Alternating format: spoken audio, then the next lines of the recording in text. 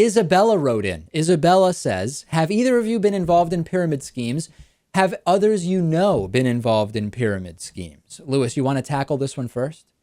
All right. I have not been involved, although shortly after moving to Austin, I was That's right. approached by someone who might have recognized me on the show, might have just thought I was a huge sucker, and and tried to get me involved with Amway. Right.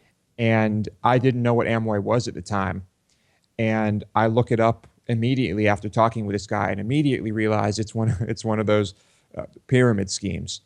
And I Lewis, called the it's a network marketing opportunity. It's not a pyramid scheme. right multi-level marketing scheme, and and so I called him out on it, and he wasn't happy to hear that, and he was like, "Oh, what's not? I make a lot of money. I help people make a lot of money." And I'm thinking to myself, that's all it's about is money. I mean, that money's coming from somewhere, and people are getting screwed. And usually it's a lie that they make a lot of money. If you actually, those programs are supposed to actually tell you what the average earnings are. And you hear from people, oh, you can make 6 figures if you recruit this number. You can make 7 figures if you recruit this number of people. And the reality is almost no one actually makes that amount. Somebody conceivably might be doing it. I've been recruited many times into multi-level marketing schemes, call it what you want. The counter from people who defend these schemes is usually, listen, there is usually a product being sold that is a good product.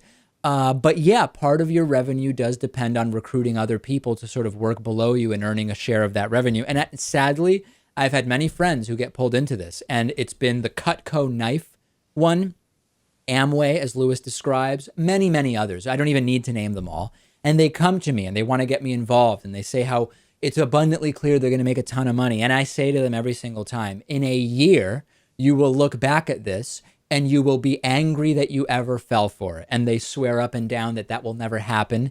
And every single time it does. And I don't harp on it. I don't make fun of them. I actually feel really bad, because if you look online, it's very easy to figure out when you're dealing with one of these schemes, and people invest real time into it. And it is really sad.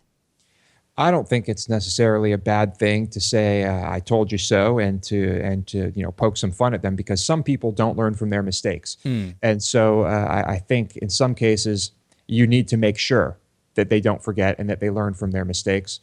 But yes, I did not fall for it, and don't get involved in this nonsense. And there's very clear rebuttals that you should watch out for, which might sound okay. So for example, somebody pitches you on this idea. You go, this sounds like one of those pyramid schemes. And there's this the response is always similar. It's a little different depending on which company, but they're trained to say, listen, there's a lot of misunderstandings about so-called pyramid schemes. What we do is we run a network marketing company where you are offering good products and services that are really good for people.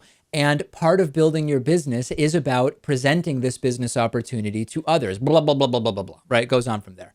Another one is when you say, wait a second, why do I need to pay just to start working? That sounds like a scam. And people will come back and they'll say, listen, if you were to start your own business, you would have to pay. If you wanted to be a carpenter, you'd have to rent or buy equipment. If you wanted to be a radio show host, you'd have to buy microphones and airtime and whatever.